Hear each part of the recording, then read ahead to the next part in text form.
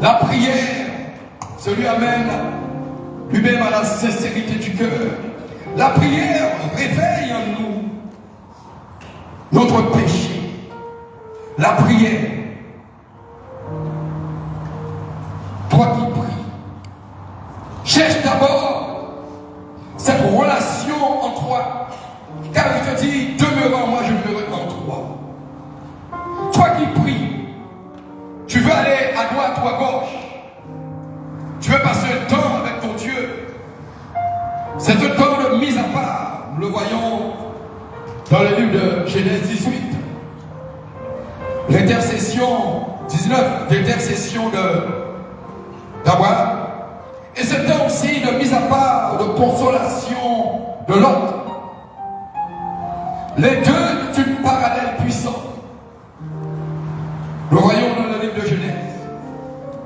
Mais aujourd'hui, qui veut vraiment faire partie de l'enlèvement? Qui veut vraiment? Parce qu'il peut arriver du jour au lendemain. Il peut arriver d'un moment de l'instant à l'autre. Qui veut faire partie de l'enlèvement? Cela a été l'exhortation. Cela a été quel est ton objectif? Mais aussi, quel est ton objectif?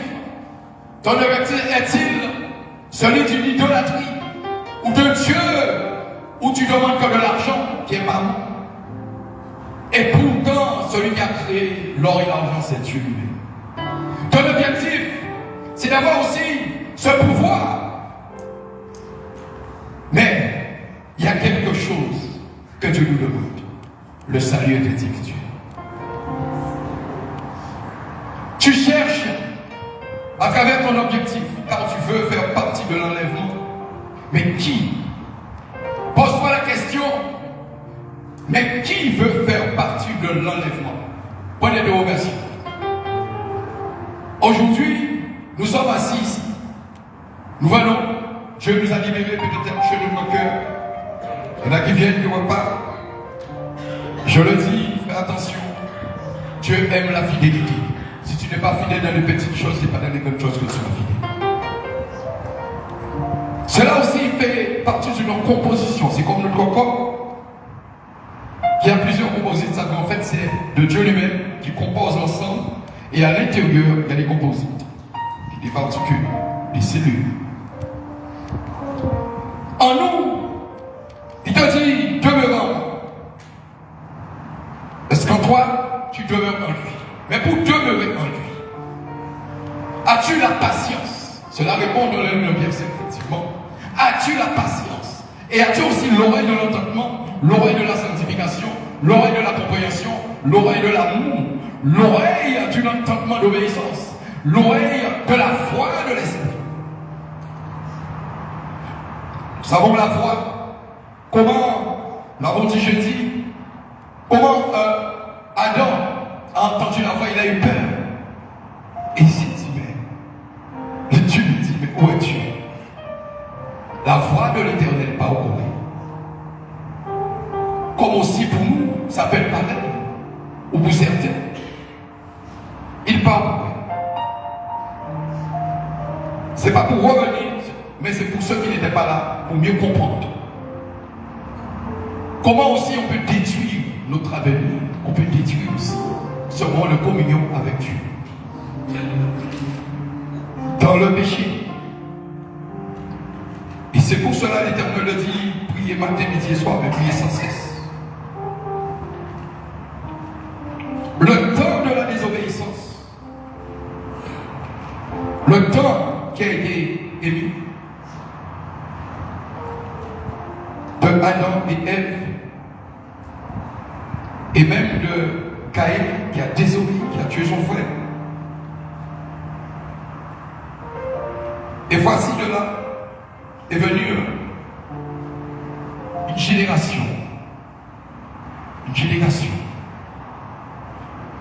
Et c'est à partir de là qu'Enoch apparaît.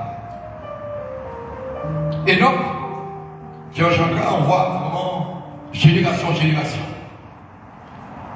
Ils ont le livre, la parole. Pour bien comprendre, en fait, c'est juste, j'exhorte un peu pour comprendre. Et à partir de là, le temps qui est passé entre le temps où Dieu a puni Adam et Ève s'est éloigné et le temps de la venue de Enoch. Et combien de temps cela a été dit entre cette séparation entre Dieu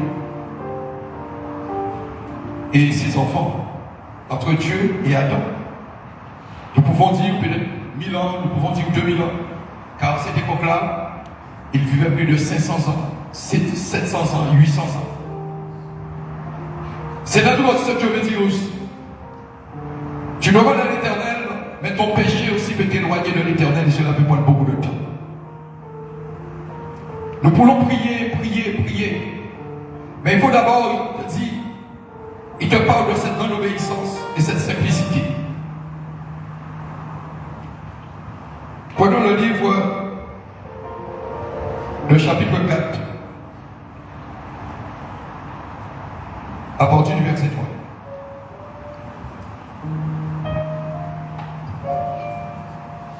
Genèse, chapitre 4, verset 3. Je lis la parole du Seigneur. Au bout de quelque temps, Caïn fit à l'Éternel une offrande des fruits de la terre, et Abel, de son côté, en fit une des premiers-nés de son troupeau et de leur graisse. L'Éternel porta un regard favorable sur Abel et sur son offrande, mais il ne porta pas un regard favorable sur Caïn et sur son offrande. Caïn fut très irrité et son visage fut abattu. Et l'Éternel dit à Caïn, « Pourquoi es-tu irrité et pourquoi ton visage est-il abattu? Certainement, si tu agis bien, tu relèveras ton visage. Et si tu agis mal, le péché se couche à la porte et ses désirs se portent vers toi. Mais toi, domine sur lui. » Cependant, Caïn adressa la parole à son frère Abel. Mais comme ils étaient dans les champs, Caïn se jeta sur son frère Abel et le tua.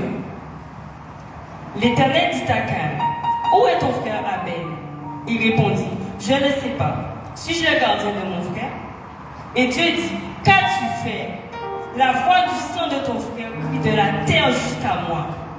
Maintenant, tu seras maudit de la terre qui a ouvert sa bouche pour recevoir de ta main le sang de ton frère. Quand tu cultiveras le sol, il ne te donnera plus sa richesse. Tu seras errant et vagabond sur la terre. » Caïn dit à l'Éternel, « Mon châtiment est trop grand pour être supporté. Voici, tu me chasses aujourd'hui de cette terre. Je serai caché loin de ta face. Je serai errant et vagabond sur la terre, et quiconque me trouvera me tuera. » L'Éternel lui dit, « Si quelqu'un tuait Caïn, Caïn serait vengé 7 fois. » Et l'Éternel mit un signe sur Caïn pour que quiconque le trouverait ne le tue point. Puis, Caïn s'éloigna de la face de l'Éternel et habita dans la terre de Nod, à l'orient d'Éden. Caïn connut sa femme. Elle conçut et enfanta Enoch. Il bâtit ensuite une ville et il donna à cette ville le nom de son fils Enoch. Enoch engendra Irad. Irad engendra Méhujaël. Méhujaël engendra Métouchaël. Et Métouchaël engendra Lémec. Lémec prit 2 femmes. Le nom de l'une était Ada et le nom de l'autre Sila. Ada enfanta Jabal. Il fut le père de ceux qui habitent sous des tentes et près des troupeaux. Le nom de son frère était Jubal. Il fut le père de tous ceux qui jouent de la harpe et du chalumeau. Sila, de son côté, enfanta Tubal-Caïn, qui forgeait tous les instruments d'airain et de fer. La sœur de Tubal-Caïn était Naama. Lémec dit à ses femmes, « Ada et Sila, écoutez ma voix. Femme de Lémec, écoutez ma parole. J'ai tué un homme pour ma blessure et un jeune homme pour ma meurtrissure. Caïn sera vengé 7 fois et Lémec 77 fois. » Adam connut encore sa femme. Elle enfanta un fils et l'appela du nom de Seth. Car, dit-elle, Dieu m'a donné un autre fils à la place d'Abel que Caïn a tué. Seth eut aussi un fils, et il l'appela du nom d'Enoch. C'est alors que l'on commença à invoquer le nom de l'Éternel.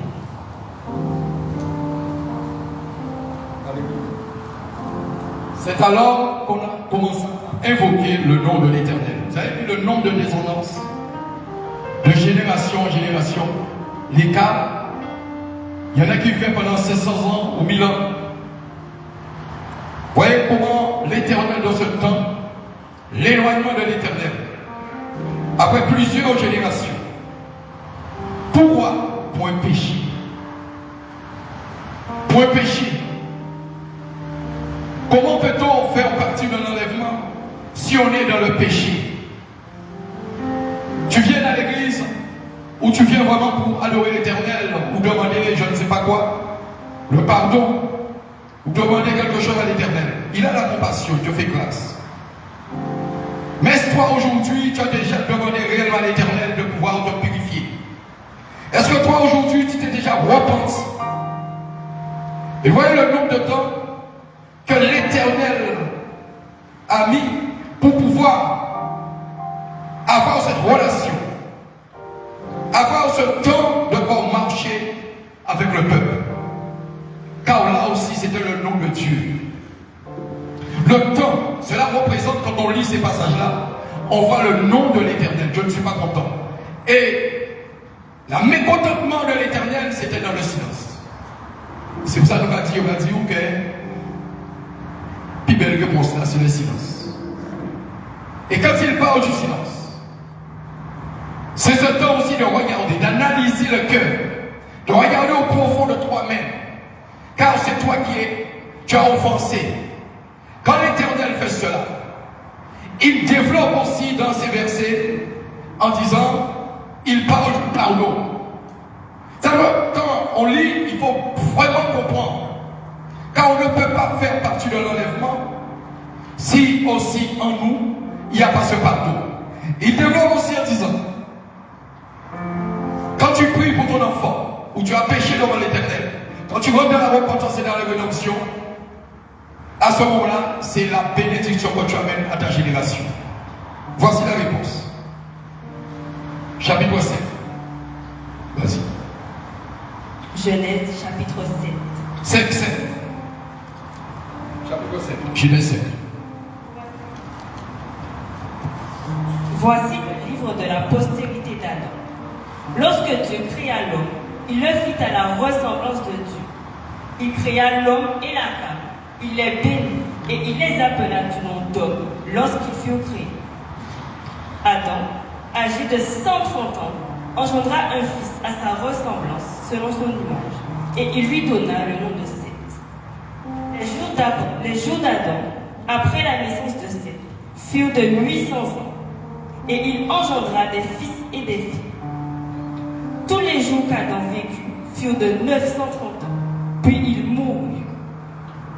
Seth, âgé de 105 ans, engendra Enoch. Seth vécut, après la naissance d'Enoch, 807 ans, et il engendra des fils et des filles. Tous les jours de Seth furent de 912 ans, puis il mourut. Enoch, âgé de 90 ans, engendra Kénon. Enoch vécut, après la naissance de Kénon, 815 ans, et il engendra des fils et des filles. Tous les jours d'Enoch furent de 905 ans, puis il mourut. Kénon, âgé de 70 ans, engendra Mahalalel. Kénon vécut, après la naissance de Mahalalel, 840 ans, et il engendra des fils et des filles. Tous les jours de Kénon furent de 910 ans, puis il mourut. Mahalalel, âgé de 65 ans, engendra Jéred. Mahalalel vécut, après la naissance de Jéred, 830 ans, et il engendra des fils et des filles. Tous les jours de Mahalalel furent de 895 ans, puis il mourut. Jéred, âgé de 162 ans, engendra Enoch.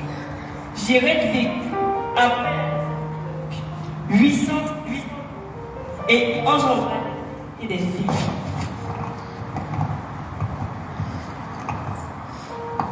Tous les jours de Jéred furent de 962 ans, puis il mourut.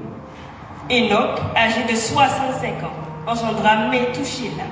Enoch, après la naissance de Métouchila, marcha avec Dieu 300 ans, et il engendra des fils et des filles. Tous les jours d'Enoch furent de 365 ans. Enoch marcha avec Dieu, puis il ne fut plus, parce que Dieu le prit. Alléluia. Voyez l'écart, le nombre d'années, le nombre de temps. Et toi qui me demandes aujourd'hui, Éternel, je t'ai demandé quelque chose, tu ne me le donnes pas. Alors comme je viens dans cette église, je demandais comme je ne reçois pas, je vais dans cette autre église. Or dans le Nouveau Testament, il te dit, malédiction de celui qui passe de maison en maison. Mais ton ignorance et ta méconnaissance te conduit à cette malédiction. Mais regardez le nombre de temps de bénédiction avant d'avoir la bénédiction. Le péché. Si tu marches dans le péché, tu ne peux pas faire partie de l'enlèvement. Et même pas toi, en fait. Comment tes enfants de génération en génération vont recevoir la bénédiction? Si on développe cette partie, le chapitre 5, la ressemblance de Dieu, si tu as la ressemblance, tu dois vivre de la perfection, tu dois vivre de la sainteté, tu dois vivre dans ce moment d'humilité, mais tu dois vivre dans l'obéissance. Mais tu ne reçois pas et tu ne marches pas d'après l'obéissance. Et tu n'as pas la patience. Nous rentrons dans le livre de Pierre. Qu'est-ce que c'est la patience? Le développement de la patience. La puissance de la patience. Et c'est là aussi que l'Éternel veut interpeller quelqu'un ce matin. Tu n'as pas de patience. Mais attention, si au moment où tu rentres dans la repentance, ta fille ou ton fils aura la bénédiction. Si tu attends que c'est toi qui as la bénédiction, non. Il y a ce qu'on appelle que nous parlons surtout dans le langage scientifique, comme on dit, en disant, parlant comme ils te parlent de réincarnation. En réalité, la réincarnation, c'est la puissance même du Saint-Esprit. Ce que l'homme a pris en disant, nous allons naître de nouveau. Et là, nous voyons, après tant d'années après le péché d'Adam et de Ève, après le péché de Caïn, sur son fils, sur son frère Abel, c'est là relaté. Après même le péché aussi, regardez dans les mecs, par rapport à son père, le nombre d'années, car Enoch, il a marché avec Dieu. Enoch a marché avec Dieu. Quand on reprend ces mêmes versets et ce chapitre, entre le chapitre 4 et le chapitre 5, nous voyons aussi la naissance de génération en génération. Tu n'as pas la patience et tu as besoin de la bénédiction. Après, tu marches dans le découragement et tu abandonnes. Ton enfant de vie qui arrive, tu l'oublies, tu vis dans l'ego, tu vis dans l'ignorance, tu vis dans l'ego et dans l'ignorance. La Bible, il te dit, voici, créa l'homme à sa ressemblance. Il te parle, l'homme à sa ressemblance, c'est la perfection. Tu es quelqu'un d'important. Frère, je n'ai pas sous-estimé. Tu es quelqu'un d'important. Femme, sors de cet découragement. Si tu marches avec Dieu, un jour tu verras la bénédiction de l'Éternel. Il fut pris, mais tu dois passer par ce moment de cheminement. Après tant d'années de génération à génération, Enoch fut pris par l'Éternel. Et même le livre d'Enoch a été retiré de la Bible. Le livre d'Enoch, pourquoi? En disant non, c'est faux, c'est quelqu'un qui a prescrit cela. Mais il y a quelque part ce témoignage. Il y a ce témoignage Mais aujourd'hui, quand le Christ est venu, il nous permet maintenant de croire dans sa résurrection. Il fut pris. Tu veux faire partie d'un enlèvement? Il faut aujourd'hui avoir de la patience. La patience définit aussi en nous ce temps d'humilité. Dans ce même chapitre et ces versets, Enoch marcha avec Dieu. Puis, il fut plus parce que Dieu le prit. Alléluia. Il y a tant de générations d'espace. Il définit cette grande patience. C'est même pas toi qui as la bénédiction quand tu as péché. Mais si tu rentres dans la repentance et dans la rédemption, c'est pour ton enfant. C'est pour ta génération. J'entendais jamais quelqu'un qui dit cette famille-là a une malédiction. Et nous voyons effectivement si le père a tué, l'un des enfants un jour va tuer. Cela a été Lémec et Caïn. Même relaté sous des mensonges en parlant d'Abraham, qui s'est relaté aussi à Isaac. Tu veux faire partie de l'enlèvement. Mais Dieu te demande ce matin d'avoir beaucoup de patience. Mais voici dans Genèse, l'homme en lui-même avait une telle désobéissance, une telle méchanceté. Et aussi que l'homme n'adorait pas l'Éternel. Et il dit, je ne contesterai pas. Il te dit, l'Éternel te dit, mon esprit ne contestera pas toujours avec l'homme, car l'homme ne péchait, et ses jours seront de 120 ans. Il y a peut-être quelque part une petite contradiction. Vous voyez aujourd'hui qu'on a déjà vu pendant 130 ans que Dieu ne peut pas tout le temps contester. Il te dit, arrête de discuter avec ton frère, car en toi-même il y a la chair, et c'est la chair et la chair qui parle. Et comment la chair a été corrompue, comment la chair a été détruite, comment la chair, par la voie de notre entendement charnel, a regardé les choses visibles. Avec, dans le livre de Genèse 3, il le dit. Mais Dieu savait, mon esprit. Est-ce que Dieu a parlé de Dieu lui-même? Négatif. Est-ce que Dieu, en disant comme moi l'Éternel, mon esprit, Dieu n'est pas chair, Dieu est esprit. Si toi aujourd'hui tu es là, c'est l'esprit de l'Éternel qui est en toi et qui te permet de parler. Et nous le voyons dans le livre d'Ézéchiel 37. Alléluia. Pour faire partie de l'enlèvement,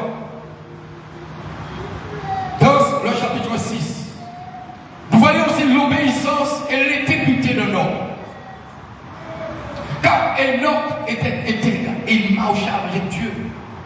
Si tu marches avec Dieu, tu ne vivras pas par le sentiment. Tu seras dans la fermeté. Alors, je prends l'exemple sur le témoignage.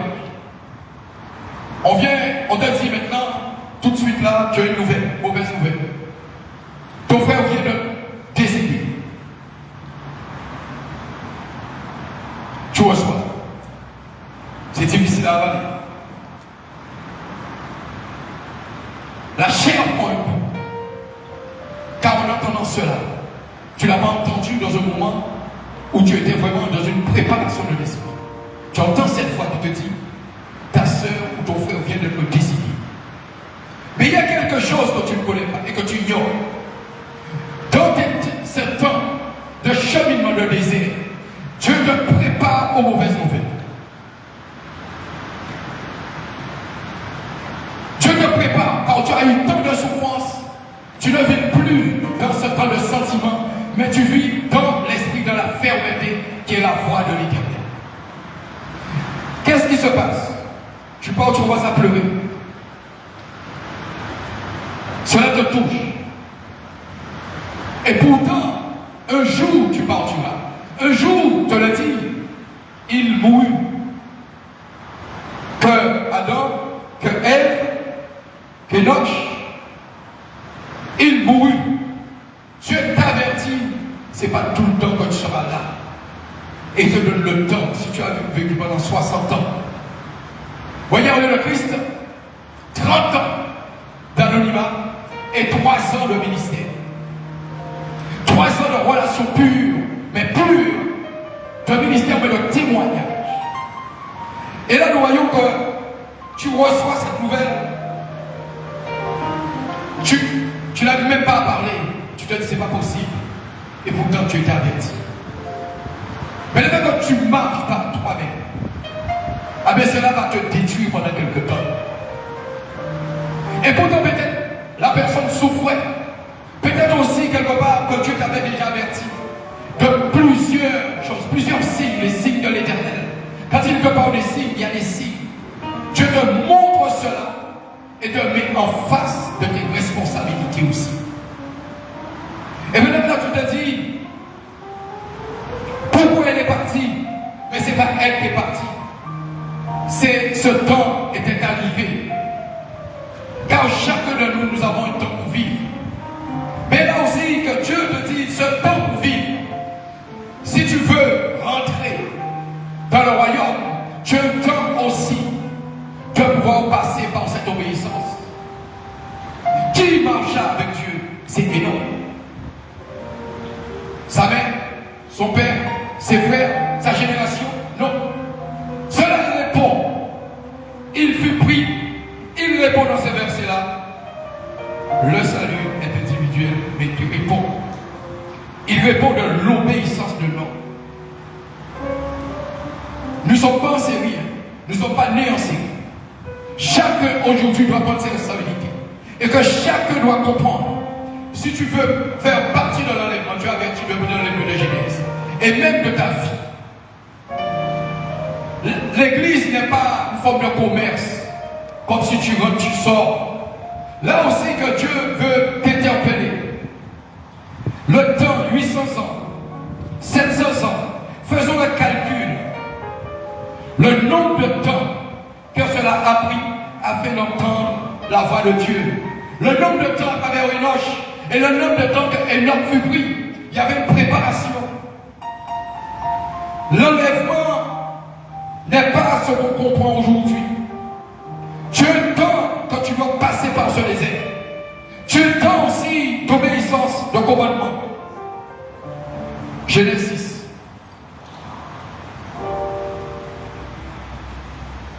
Genèse chapitre 6, verset 1. Lorsque les hommes eurent commencé à se multiplier sur la face de la terre et que des filles leur furent nées, les fils de Dieu virent que les fils des hommes étaient belles, et ils en prirent pour femmes parmi toutes celles qu'ils choisirent. Alors l'Éternel dit, mon esprit ne restera pas à toujours dans l'homme, car l'homme n'est que chair, et ses jours seront de 120 ans.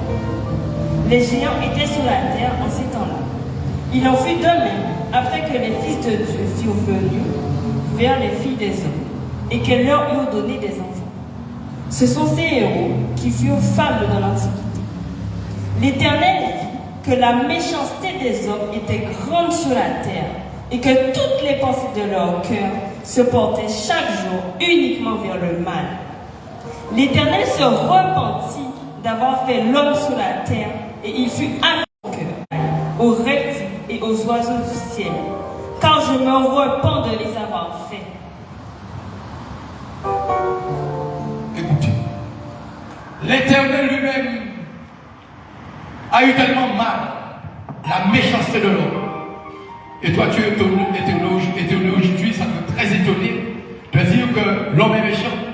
Même l'homme est méchant depuis au sein de la relation. L'homme, Dieu l'a créé. À ce moment-là, il y a eu cette désobéissance. Il y avait là aussi le cœur de la méchanceté. Car Ève a entendu, mais Ève n'a pas obéi. Adam avait le commandement, c'est lui qui avait l'autorité. Il n'a pas empêché Ève.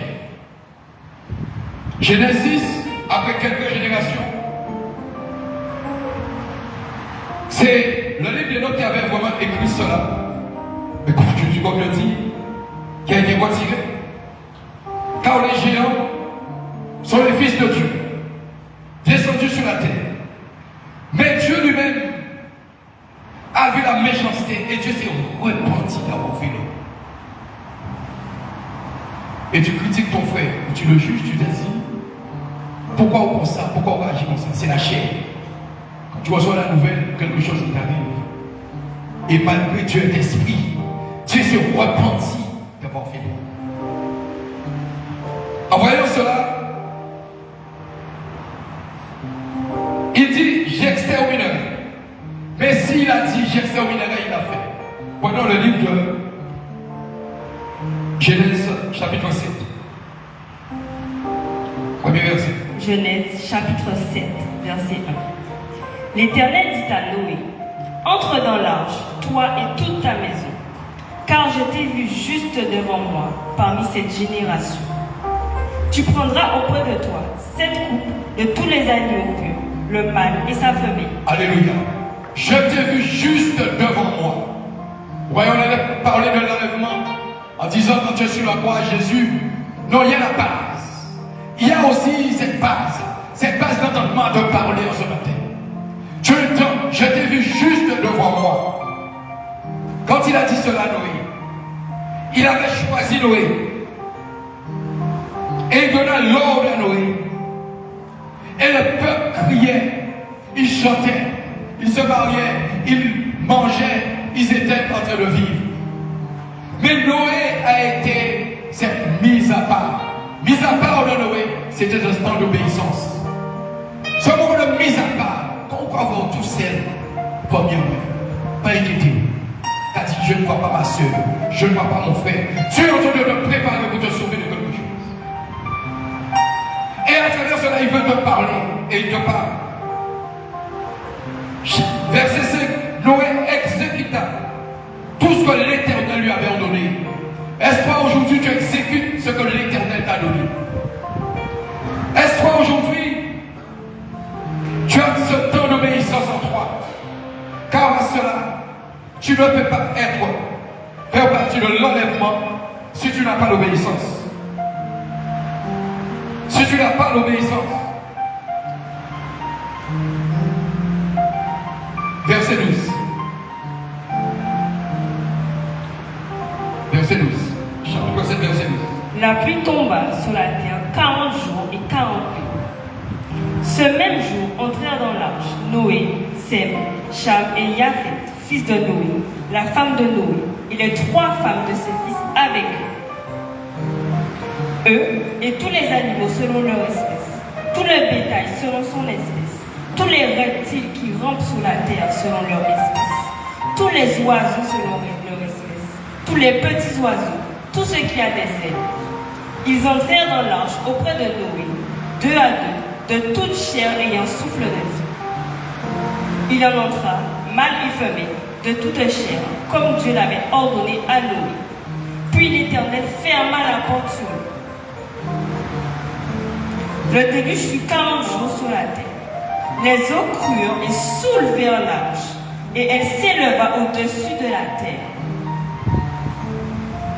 Les eaux grossirent et s'accrurent beaucoup sur la terre, et l'arche flotta sur la surface des eaux. Les eaux grossirent de plus en plus, et toutes les hautes montagnes qui sont sous le ciel entier furent couvertes. Les eaux s'élevèrent de 15 coudées au-dessus des montagnes qui furent couvertes. Tout ce qui se mouvait sur la terre périt, tant les oiseaux que le bétail et les animaux, tout ce qui rampait sur la terre et tous les hommes, tout ce qui avait respiration, souffle de vie dans ses narines et qui était sur la terre sèche, mourut. Tous les êtres qui étaient sur la face de la terre furent exterminés, depuis l'homme jusqu'au bétail, aux reptiles et aux oiseaux du ciel. Ils furent exterminés de la terre. Il ne resta que Noé et ceux qui étaient avec lui dans l'arche. Les eaux furent grosses sur la terre pendant 150 jours. Alléluia. Voyez que l'Éternel a exécuté à ce qu'il a dit. L'exécution de Dieu dans sa parole. Quand il dit oui, c'est oui. Quand il dit non, c'est non. Il a exécuté. Car l'homme n'est que chair, mais la méchanceté.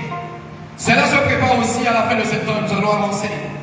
Pour bien comprendre que Dieu, depuis la Genèse, le livre de Genèse de la Bible, il avertissait. Comment peux-tu aujourd'hui rentrer dans l'arche? Cela aussi c'était la préparation de l'enlèvement. L'enlèvement. Et qui a été sauvé? C'est Noé et ses enfants. Qui a été sauvé? Et l'homme fut pris. Mais Dieu montrera aussi, il a toujours quelqu'un. Il y a toujours celle ou celui qui est mis à part. Car Noé a été méprisé. Noé, on rigolait de Noé. On peut rigoler de toi ce matin. Mais quand Dieu te parle, la foi que tu entends, exécute à la foi, obéis à la foi. Et nous voyons dans le livre de Genèse 7, Noé qui est se quitté. Mais Noé est rentré dans l'arche avec ses 3 fils. Avec ses 3 fils et leur épouse. Toi, tu veux rentrer dans l'arche, mais tu n'obéis pas au commandement. Tu n'es pas dans cette humilité et tu veux faire partie de l'enlèvement. Cela aussi, c'est cool, ça dans ce moment d'épreuve. Et on l'a pris peut-être dimanche, avant le ministère. Mais il y a le ministère de la sainteté. Le ministère de la sainteté. C'est le ministère de l'obéissance, c'est le ministère d'une relation avec le Saint-Esprit. Est-ce que ce matin, tu entends la voix du Saint-Esprit à l'intérieur de toi? Est-ce que ce matin, tu entends la voix audible de celui qui te parle? Est-ce que ce matin, et tu dis, je veux faire partie de l'enlèvement? Quand il te dit, celui qui est dedans, il faut que celui qui est dehors. Mais comment aussi il a béni Noé? Comment il a béni ses enfants? Qui nous permet, nous aujourd'hui, d'être là. Car Enoch, c'était le grand-père de Noé. Enoch était le grand-père de Noé. Et Noé a été sauvé. Noé est rentré dans l'arche. Nous voulons rentrer dans l'arche. Mais nous obéissons à l'Éternel. Nous regardons ce que le monde est en train de faire. Nous regardons les choses visibles. Nous regardons notre manifestation. Mais c'est une réflexion très profonde. Quand on lit Genèse 5, 6 et 7, et nous voyons la bénédiction, comment Dieu a béni. Comment Dieu a béni Enoch. Après tant d'années, 800, 500, et Dieu a dit, on m'a dit, on m'a dit, ça va arrêter là, on te dit d'attendre. Tu entends la voix qui te dit attends. Je te répondrai. Nous entendons la voix quand Dieu a parlé à Abraham. Abraham, il a dit à Sarai, dans un an, après un an, le nom de Dieu peut être dans toutes les formes. Mais aussi, le oui de l'Éternel, c'est cette joie et l'allégresse. Mais le nom pour toi, c'est la préparation de la bénédiction. Car Noé a construit l'arche. Le nombre d'années que Noé a pris pour construire l'arche. Et tu n'as pris la patience, cette patience que Dieu me demande. Nous devrions avoir cette patience et cette obéissance. Pour faire partie de l'enlèvement, il y a une base. Je ne dirais pas oui quand tu dois être à Jésus. Tu peux être à Jésus dans ta bouche, mais ton cœur n'est pas à Jésus. Tu peux être à Jésus en disant Jésus, je t'aime. Jésus, voici. Jésus, sauve-moi. Je suis un chrétien. Je ne dirai pas le mot, mais quelque part, sommes-nous réellement le chrétien? Sommes-nous réellement dans cette relation avec le Christ? Prenons le livre de 2 Rois. 2 Rois, chapitre 2, verset 1. 2 Rois, chapitre 2, verset 1.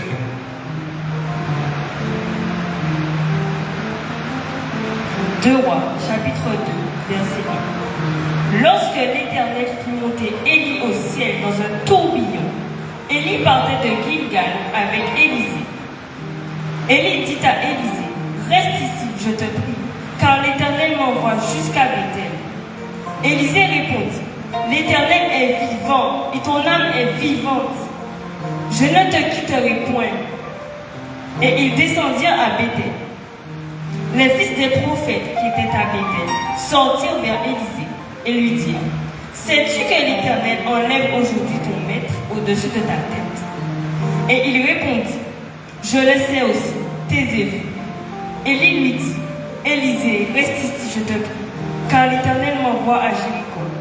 Il répondit, L'Éternel est vivant et ton âme est vivante. Je ne te quitterai point. Et ils arrivèrent à Jéricho. Les fils des prophètes qui étaient à Jéricho s'approchèrent d'Élisée et lui dirent: sais-tu que l'Éternel enlève aujourd'hui ton maître au-dessus de ta tête? Et il répondit: je le sais aussi, taisez-vous. Élie lui dit: reste ici, je te prie, car l'Éternel m'envoie au Jourdain. Il répondit: l'Éternel est vivant et ton âme est vivante. Je ne te quitterai point. Et ils poursuivirent tout de leur chemin. 50 hommes d'entre les fils des prophètes arrivèrent et s'arrêtèrent à distance vis-à-vis. Et eux, deux, s'arrêtèrent au bord du Jourdain. Alors Élie prit son manteau, le roula et en frappa les eaux, qui se partagèrent çà et là, et ils passèrent tous deux à sec. Lorsqu'ils eurent passé, Élie dit à Élisée: demande ce que tu veux que je fasse pour toi, avant que je sois enlevé d'avec toi. Élisée répondit: qu'il y ait sur moi, je te prie, une double portion de ton esprit. Élie dit: tu demandes une chose difficile, mais si tu me vois pendant que je serai enlevé d'avec toi, cela t'arrivera ainsi. Sinon, cela n'arrivera pas. Comme il continuait à marcher en parlant, voici, un char de feu et des chevaux de feu les séparèrent l'un de l'autre. Et Élie monta au ciel dans un tourbillon. Alléluia. Élie le timide, l'homme à part, de même nature que nous, quand il priait en parlant à l'Éternel, le feu descendait. Qui parmi nous a cette capacité de foi? Élie pourtant était un homme comme tout homme. Mais Élie avait quelque chose de fort. Et dans le chapitre 2, l'Éternel montra comment Élie marchait avec lui. Mais il y avait quelqu'un qui était là, qui était Élisée. Élisée à côté d'Élie. Élisée, voici. Élie parlait de guerre avec Élisée. Élie dit à Élisée: reste ici, je te prie, car l'Éternel m'envoie jusqu'à Bethel. Qui a envoyé Élie? Est-ce qu'Élie est parti à Bethel? Car Élie avait quelqu'un qui ne voyait pas et que nous aussi ici ne voyons pas et ne nous pas. C'était la voix de la puissance même de l'Esprit. Élie est parti à Bethel. Élisée répondit: l'Éternel est vivant et ton âme est vivante. Je ne te quitterai pas. Élie ni Élisée ne parlaient d'eux-mêmes, car ils savaient que c'est l'Éternel qui allait les conduire. Élie marchait avec l'Éternel. Et c'est là aussi qu'on voit la foi d'un homme. Quand tu as la foi, tu peux aussi faire partie de l'enlèvement. Quand tu as la foi, pas la foi en toi, tu peux aussi faire des miracles. Quand tu as la foi, tu peux aussi guérir les malades. Quand tu as la foi, tu peux aussi ouvrir les portes qui sont fermées. Quand tu as la foi, tu marches avec l'Éternel. Il faut aussi avoir en toi cette humilité, car Élie était humble. Élie était humble.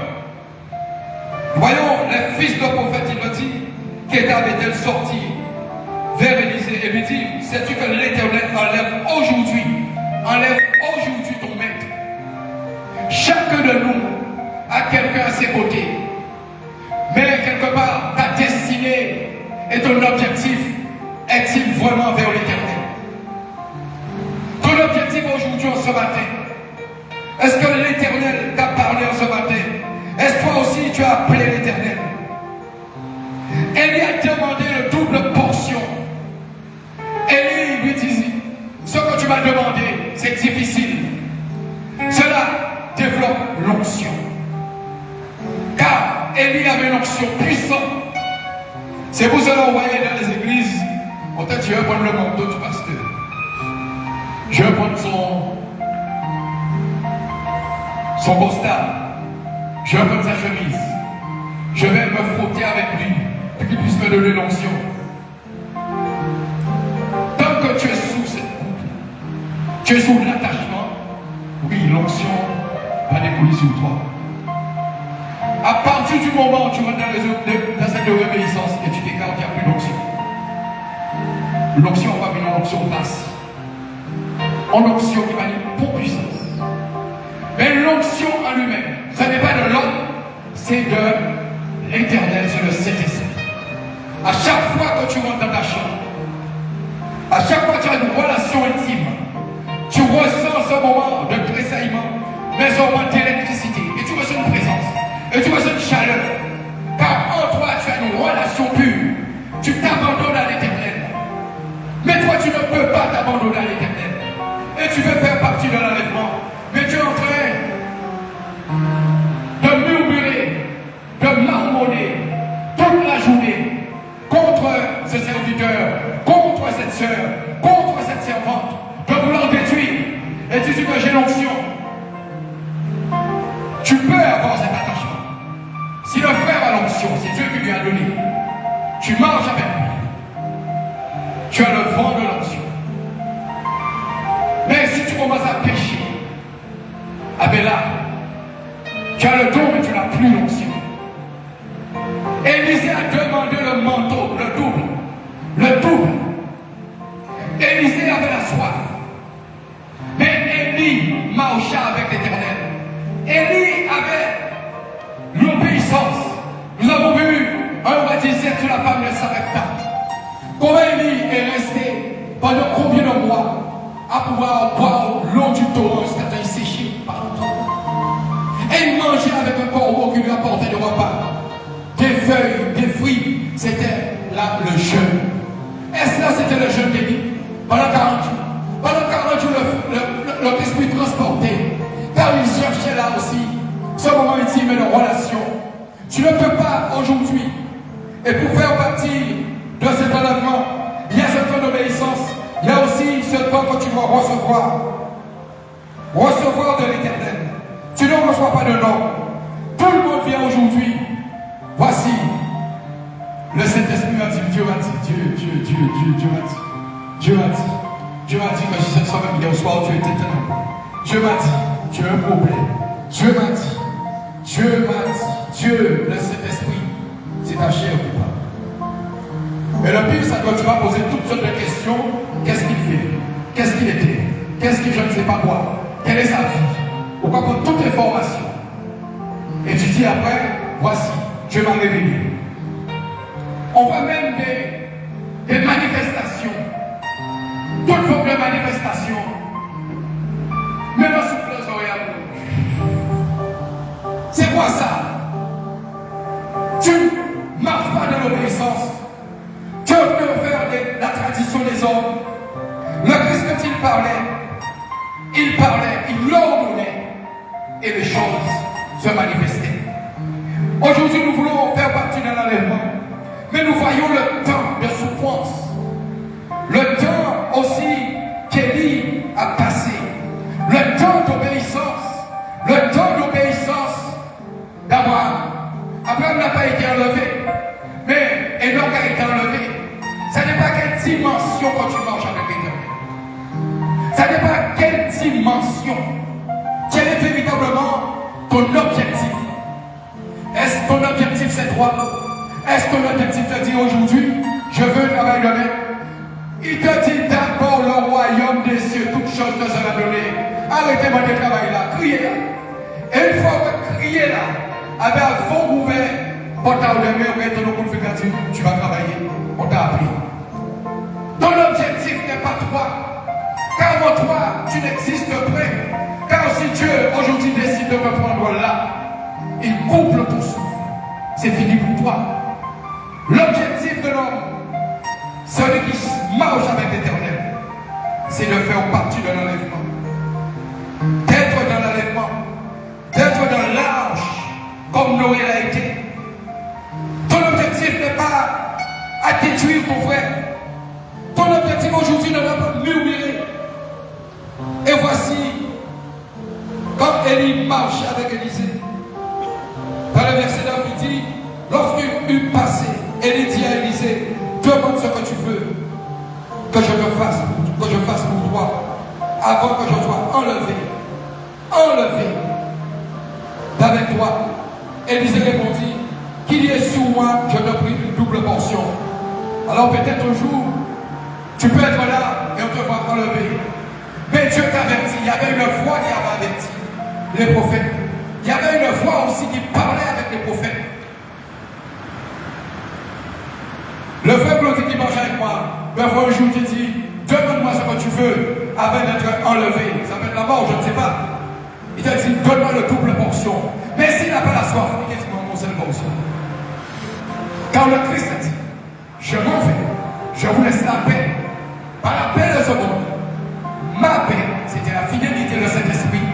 Et vous allez faire plus que moi. Voyons aussi comment se trouvent les résurrections. La résurrection, comment les hommes de Dieu, ou les servantes de Dieu, ou même ceux que Dieu a appelés, les serviteurs, comment en priant les gens sont guéris, et aussi dans la résurrection, cela est arrivé ici. Cela est arrivé ici. Le combat contre le monde du ténèbre. Donc aujourd'hui, quand tu veux véritablement, si tu veux faire partie de l'enlèvement, tu dois marcher dans cette obéissance avec l'Éternel. Mais il faut savoir quand tu vas souffrir avant de rentrer dans le royaume. Car tu veux le royaume sans souffrance. Tu veux le royaume et rentrer ou être enlevé, mais sans avoir passé ce moment de cap et de misère. Nous voyons beaucoup de sœurs et de frères qui sont dans la souffrance avant d'avoir la paix. Et nous le vivons tous les jours. Tous les jours. Voyons dans chapitre 2 de Rois, le temps aussi, les fils de prophètes qui étaient à Jude s'approchèrent de l'Église et lui dirent, sais-tu, car eux aussi étaient avertis par le Saint-Esprit. Et pourtant le Saint-Esprit n'était pas bon. L'Esprit de Dieu se répandait sur chacun. Cela développait aussi ce qu'on appelle la relation pure avec Dieu. Mais si tu n'as pas cette relation-là, comment peux-tu faire partie de l'enlèvement? Je peux te délivrer par l'Éternel, car c'est l'Éternel qui le fait. Mais pour autant, quand tu sors, tu rentres dans le péché. Et Jésus te dit, en délivrant de ma qualité, va, ne pêche plus.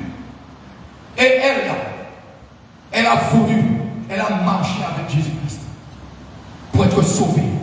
Et pourtant, c'était une femme engendrée des démons.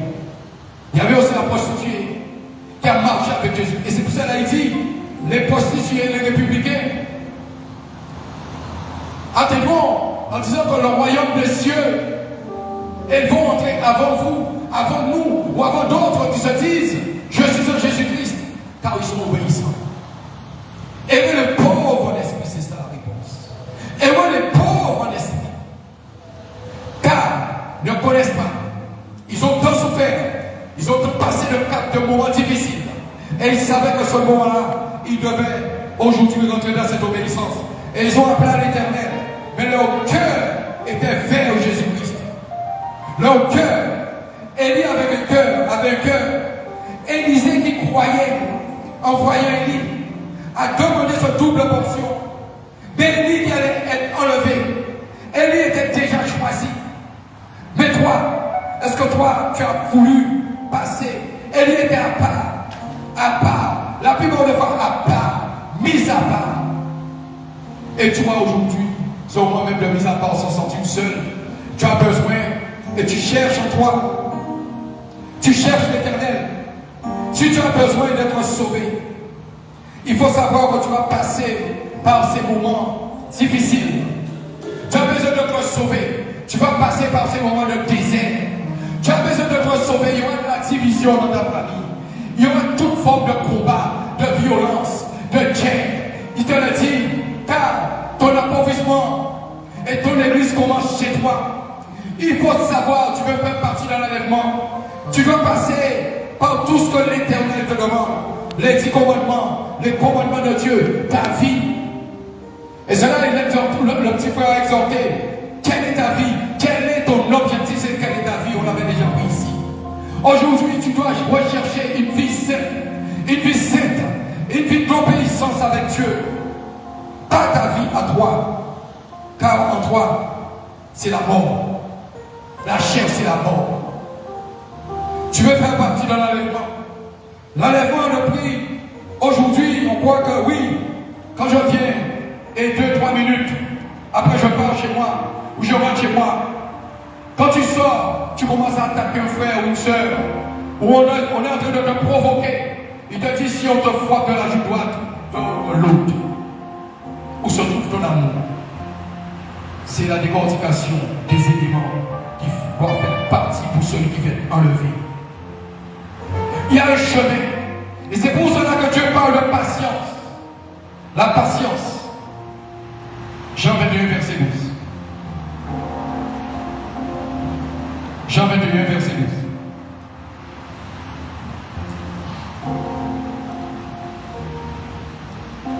Jean, chapitre 21, verset 12. Jésus leur dit, venez, mangez. Et aucun des disciples n'osait lui demander, qui es-tu? Sachant que c'était le Seigneur. Jésus s'approcha, prit le pain et leur en donna. Il fit de même du poisson. C'était déjà la 3e fois que Jésus se montrait à ses disciples. Alléluia. Jésus savait qu'il allait être enlevé. Il allait être élevé vers le ciel. L'ascension de Christ. Mais il a partagé avant de partir. Il a montré son amour à ses disciples. Il a montré son amour à son peuple. Il a apparu plus de 70 fois apparemment. Mais Dieu sait. Et il savait qu'il allait être enlevé. Mais il est passé par ce moment de désert, de souffrance. Être rejeté, flagellé. Et ce matin, toi, tu passes un moment difficile, mais tu es prêt à abandonner l'Église, à abandonner Jésus, à abandonner ce que Dieu, mais tu oublies très facilement ce que Dieu a déjà fait pour toi. Tu oublies très facilement la reconnaissance. Pas une reconnaissance de la chair, mais la reconnaissance même de l'esprit. Tu oublies très facilement. Et cela nous arrive tous. Nous voulons voir beaucoup de spectacles. Nous avons vu comment Dieu, ce matin, le Saint-Esprit s'est manifesté. Mais avant d'y arriver à ce niveau, il y a un moment, on sera dans la souffrance. Venez et mangez. Et aucun des disciples n'ose lui demander qui es-tu? Sachant que c'était le Seigneur. La visibilité, la vue de l'esprit. La vue, quand tu vois, que tes yeux puissent comprendre et voir ce qu'on appelle avoir le discernement de l'esprit. Tu ne vois pas par la chair, mais tu dois voir par l'esprit. Et cela aussi, il partagea avec eux la Sainte Seine. Il partagea avec eux. Car c'était les derniers jours sur terre. Et nous voyons comment ils ont obéi, l'obéissance. Mais voici une demande à Pierre. Verset 17, vas-y. Il demande à Pierre, verset 16.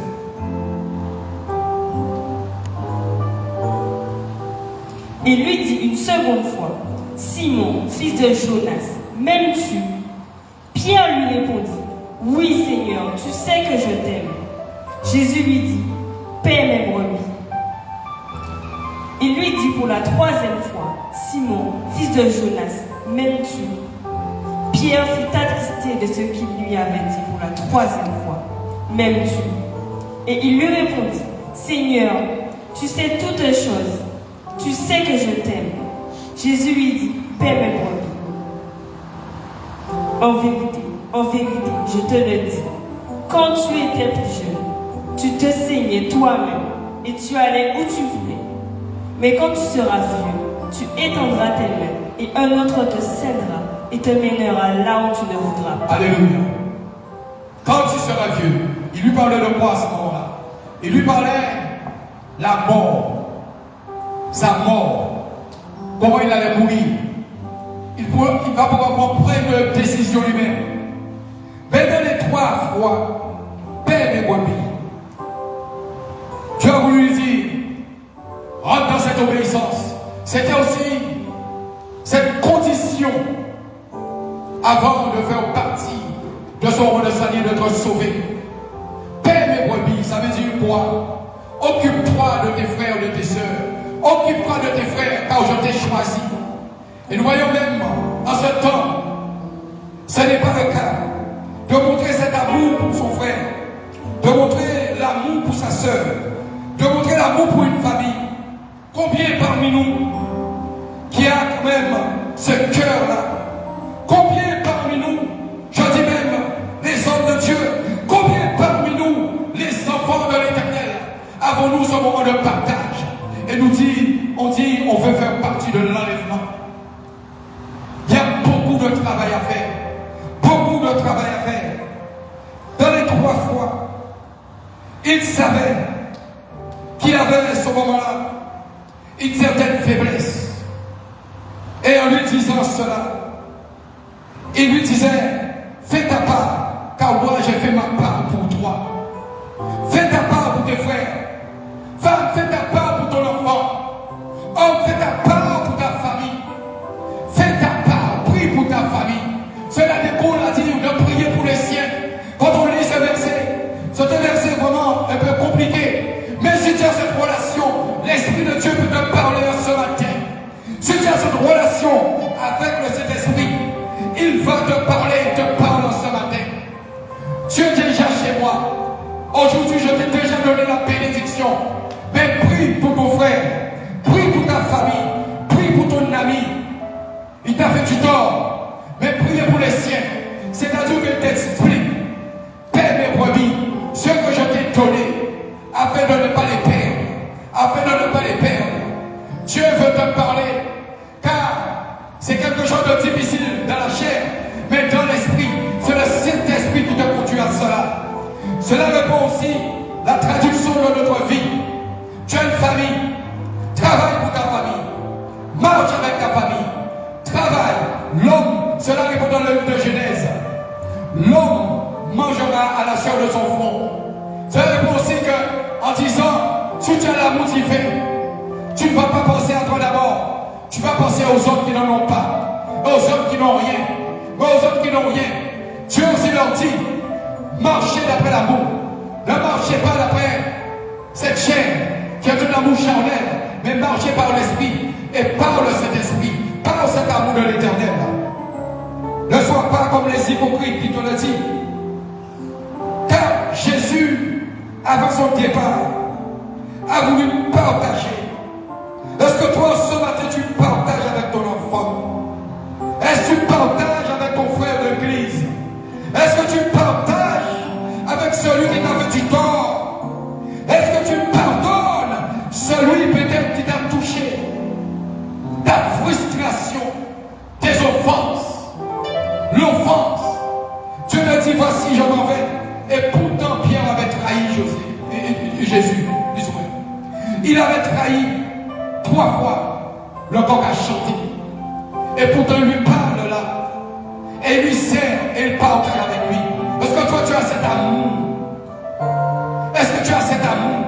On t'a fait du tort et tu commences vraiment à marmonner, tu commences à parler, tu commences à dire des conneries, toutes formes de choses, à médire. Est-ce que toi, tu as cet amour en toi de partager ce repas? Partage ce repas. Si tu prends l'avion, quelqu'un t'a fait du tort, va le voir, demande-lui pardon, pardonne-lui. Si tu voyages peut-être dans une semaine, va d'abord demander pardon afin d'être libéré. Mais occupe-toi de tes enfants. Beaucoup abandonnent leurs enfants. Et après, on n'a que des yeux pour pleurer. On n'a que des yeux pour pleurer. Et c'est à cela que l'Éternel veut nous parler ce matin. Acte 1, verset 9. Après avoir dit cela, il fut élevé pendant qu'ils le regardaient, et une nuée le déroba à leurs yeux. Et comme ils avaient les regards fixés vers le ciel pendant qu'ils s'en allaient, voici 2 hommes vêtus de blanc leur apparurent et dirent, Hommes Galiléens, pourquoi vous avez à regarder au ciel? C'est Jésus, qui a été enlevé au ciel du milieu de vous viendra de la même manière que vous l'avez vu allant au ciel. Alléluia. Pourquoi vous regardez le ciel? Il dit, homme Galilée, car Jésus a parlé à ses enfants, il a parlé à Pierre, il a parlé à ceux que Dieu lui avait donnés. Il a parlé. Il savait, il leur a montré l'exemple de l'enlèvement. Après, Jésus a-t-il eu de l'enlèvement? Pas du tout. Pas du tout. Et nous voulons faire partie de l'enlèvement. Cela nous demande aussi de partager son repas avec le Seigneur. De partager son temps de repas qui est sa parole. De partager son repas qui est son amour. De partager son repas afin de témoigner de ses œuvres. C'est en cela ce matin. L'enlèvement, voyons même dans le livre d'Apocalypse, parce que ce n'est très long. Nous voyons comment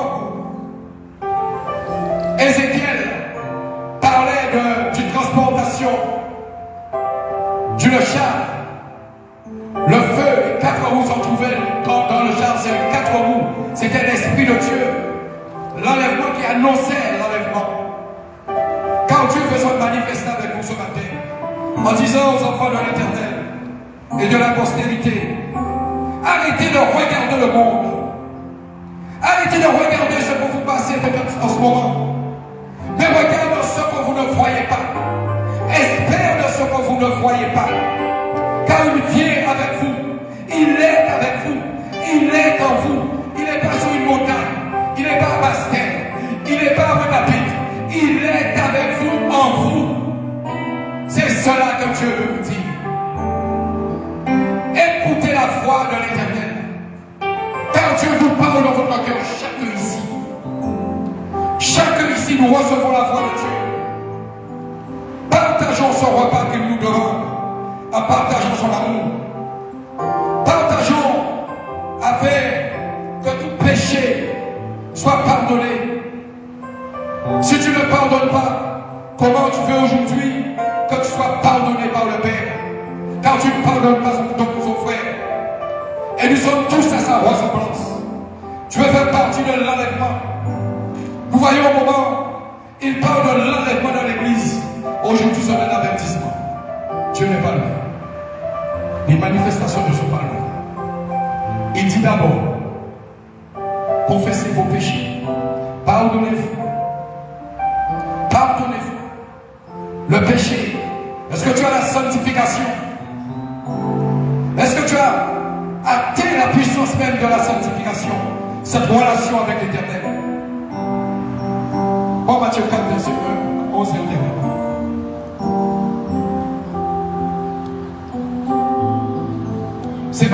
Ce n'est pas seulement de parler de l'enlèvement, mais aussi les conditions qu'on doit et pour être enlevé et marcher avec Dieu.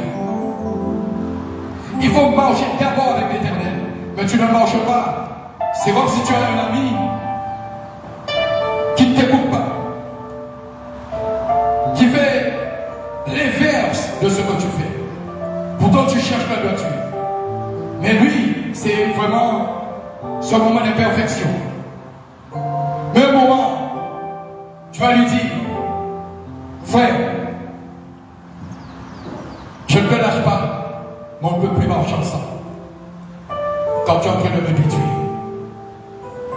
Parce qu'il ne fait pas des choses comme il doit le faire. Il n'est pas l'homme droit, il n'est pas l'homme obéissant. Et cela peut détruire ta réputation, et tu le sais. Après, tu vas prendre des dispositions qui est Dieu séparé. Un père qui aime bien, châtie bien. Vas-y, je t'écoute. Matthieu chapitre 4, verset 11. Alors le diable le laissa. Et voici, des anges vinrent auprès de Jésus et le servirent. Non, c'est verset 1 à 11. Alors Jésus fut emmené par l'Esprit dans le désert pour être tenté par le diable. Pour être tenté par le diable. Ça veut dire que Jésus est passé par ce moment. Il présentait là aussi ses conditions d'enlèvement. Il devait passer par cette épreuve. L'épreuve du ministère. C'est cela, c'est la continuité. Il te parle de la sanctification. Il te parle aussi de la sainteté. Quand tu veux faire partie de l'enlèvement de l'Église, ou de l'enlèvement tout court, ou de l'enlèvement individuel. Mais cela te demande ce temps de sainteté, de mise à part avec Dieu. C'est cette offrande aussi que Dieu te parle. Offre-toi à l'Éternel. Arrêtez de t'offrir à toi-même. Car voilà, certainement, tu ne sais pas de quoi est fait demain. Mais Dieu veut te parler. Marche parmi les conditions que Dieu te demande. Nous marchons trop dans la désobéissance. Nous voulons marcher par nous-mêmes. Notre intérêt personnel. Ne cherche pas ton intérêt personnel. Car Jésus t'a montré. Il ne recherchait pas son intérêt personnel. Il cherchait plutôt plus ou moins à sauver ses enfants et à partager le repas. Cherche l'intérêt collectif. Et c'est ce que Dieu te demande ce matin. Que l'assemblée puisse se mettre debout, on va prier.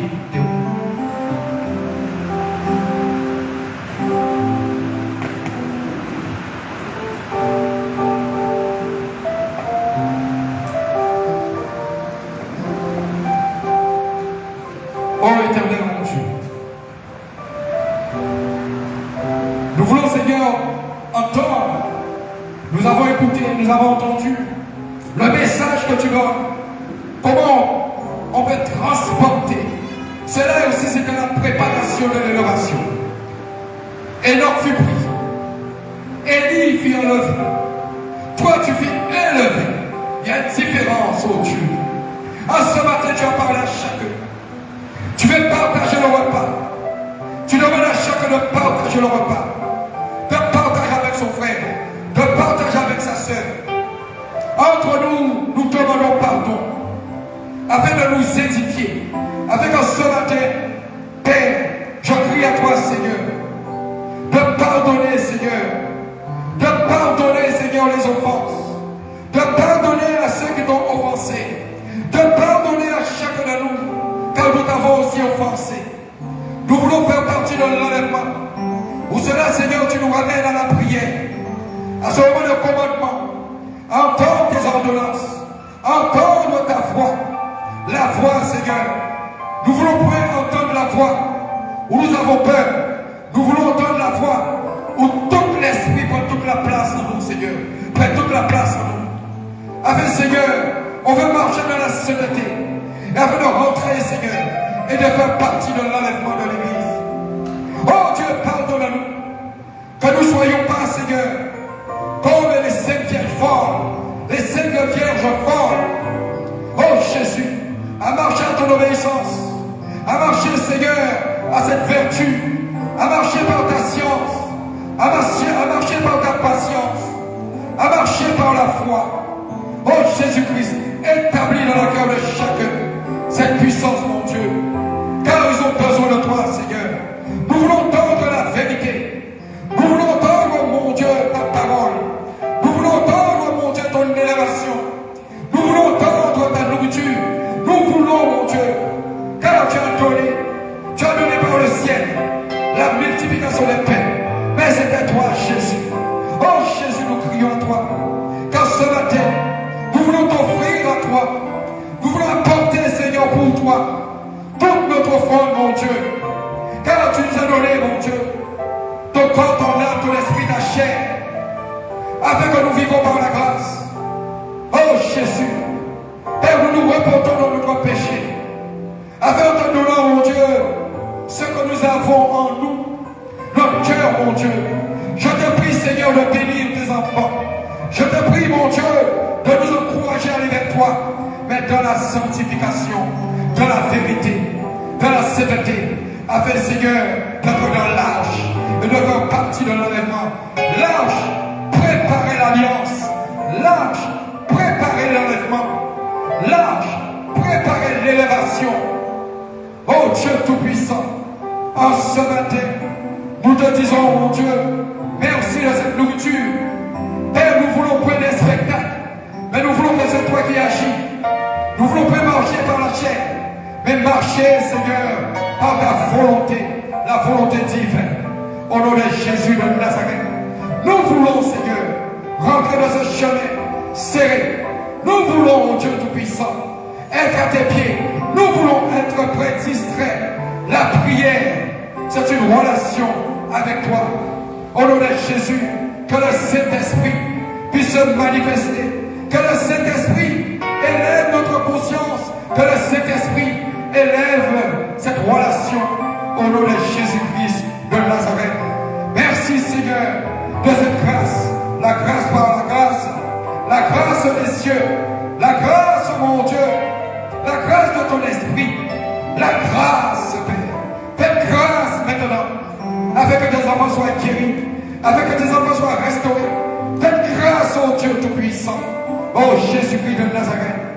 Nous voulons, Seigneur, venir à toi avec un cœur joyeux.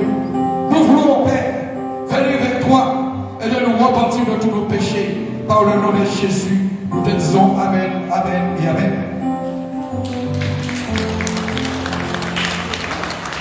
Voyons un moment l'enlèvement.